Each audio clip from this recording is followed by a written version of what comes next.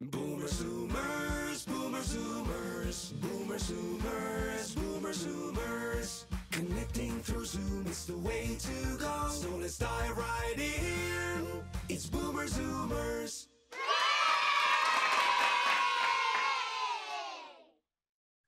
All right, well, one of our favorite segments every other week is when we go back down to the Charlestown Senior Center and meet with our beloved Boomer Zoomers. And before we meet you all, let me just say happy belated Valentine's Day to all of you. We love you guys, and we love you being on our show. Thank you very much, Greg. Very nice. Thank you. Thank you. All right, Bill, Isabella, you are our constant. You are the organizers here. Tell us who you have with you today. Well, to my immediate right is Camille Chiera, and to my immediate left, I'm sorry. Aha, yeah. Camille, and then to her left is Kathy Cronin, two lovely ladies that grace us with their presence each and every week. So we're happy to have them. Camille and Kathy, welcome to In the Dugout and Boomer Zoomers. Thank you. All right. Hey, so I know you guys want to talk about the Super Bowl. You want to talk about not so much the game, but the hype surrounding it, what I would call the politicization of it, right? I mean, it seems like every political facet they tried to cover or check every political box in this game. Bill, where do you want to start with this? Well, that's exactly right, Mike. The game was built as a phenomenon that was worthy of uniting the country together. And I thought, well, that's a pretty good deal. Now, I did not watch the game. I don't support sports any longer for a number of different reasons. But as I paid attention to the hype surrounding the game, moving a little closer, Bill. Keep going. Yep.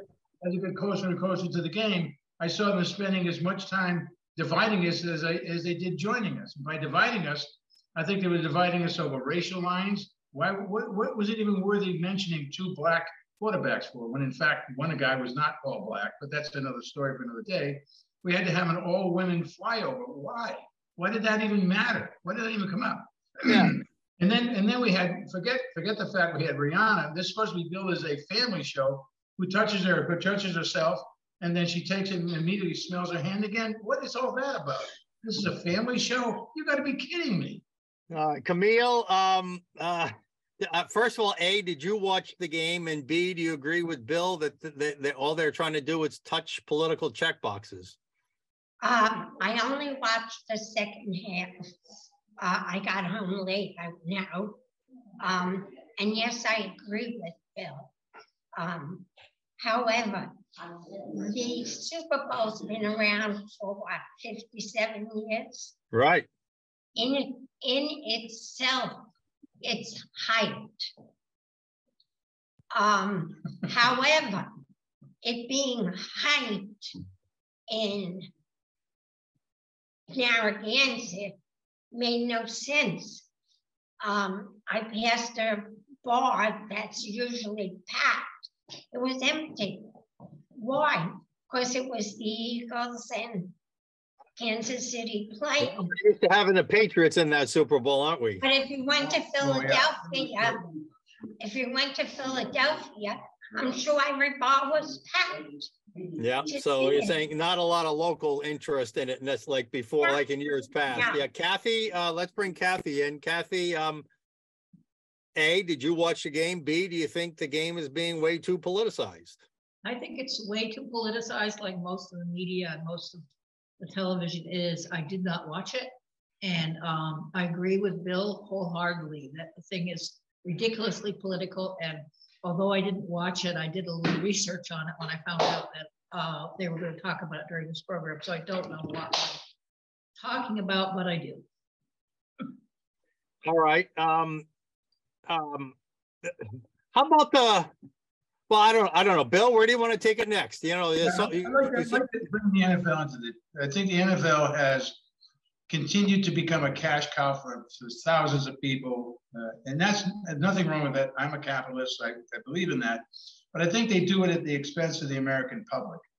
For instance, we had to have the Black national anthem followed by the conventional or traditional. Now we even have to say what it is, with the traditional national anthem. And the NFL players don't even have to be on the field putting their hands in their heart. They don't have to be on the field any longer. Back in 2018, I believe it was, May of 2018, Goodell said if you don't want to, we don't want you kneeling on it because it's a bad look for the NFL. So if you don't want to do that, stay in the dugout. Stay in the dugout.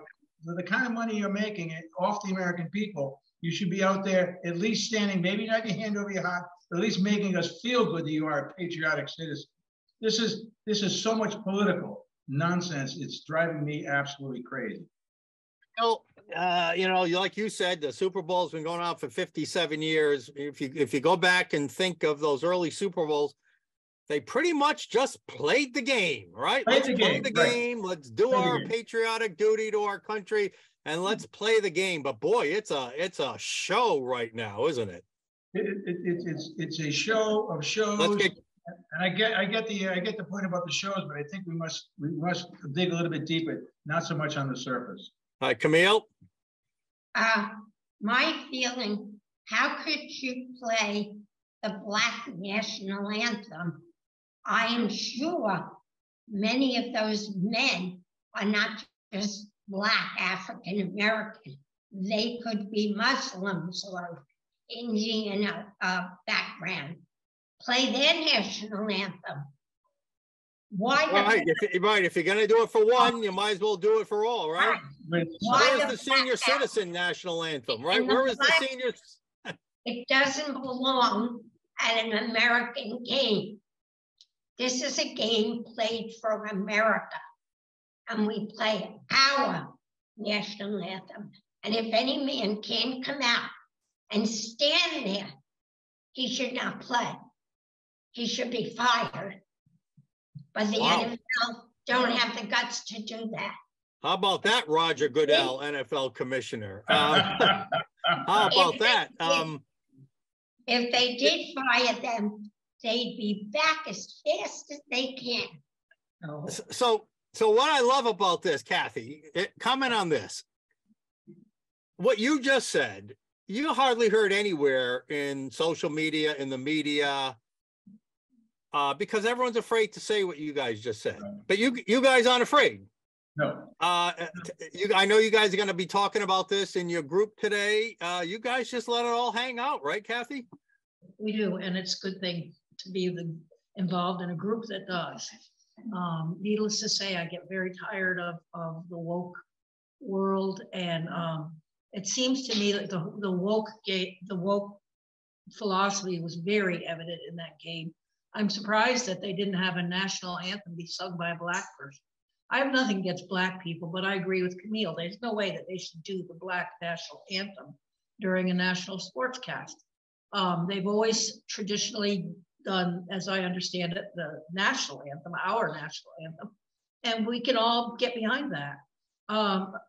Again, I also think it's pretty amazing that the most valued people in society, at least as far as pay, if the pay is an indicator, are people like Rihanna, Riri, as she seems to be called, and sports figures. I'm amazed by that. That to me is an amazing fact about the United States. Well, we as consumers and viewers just keep paying and watching and buying and they take it as encouraging more of it. All right, let's switch over to the advertisements. Bill, you wanted me to play yes, if you would, Mike. An ad. Okay to bring that up now? Go right ahead. Good timing. Yes, please. All right. Tell me when you want to stop or comment. Here we go. It's only 45 seconds to play the whole thing. Budweiser beer, the king is second to none. Who drinks Budweiser? You know the type. The people who grind.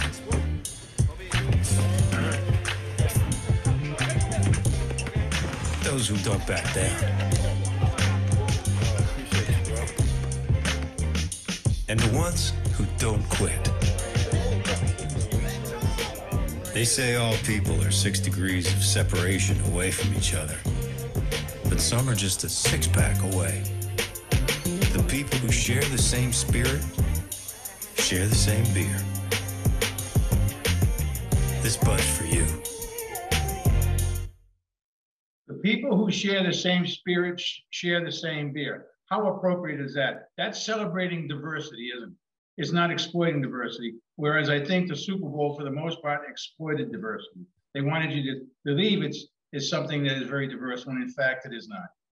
Wow, celebrate versus exploit. Wow, that's interesting. Camille, did you like that commercial? And A, answer that, and B, well, I know you said you didn't watch much of the game, but did you have a favorite commercial that you did see? I don't think I saw any commercials. I probably get up or change the channel that after. But that commercial was insulting because if you're talking about diversity, it wasn't diversity. It was 95% Black or Asian or Spanish, and I don't know. But you didn't see a lot of white people in that commercial. What's diversity? You know, that's a good point. What You know, I has made come to our well, country? well, like Bill said, they seem to focus on identity groups. While I like the spirit of the commercial, and I agree with Bill on the one hand that the message, at least verbally, was a good message in unifying. That I also agree with you, Camille, that the visuals of it didn't match the text of it.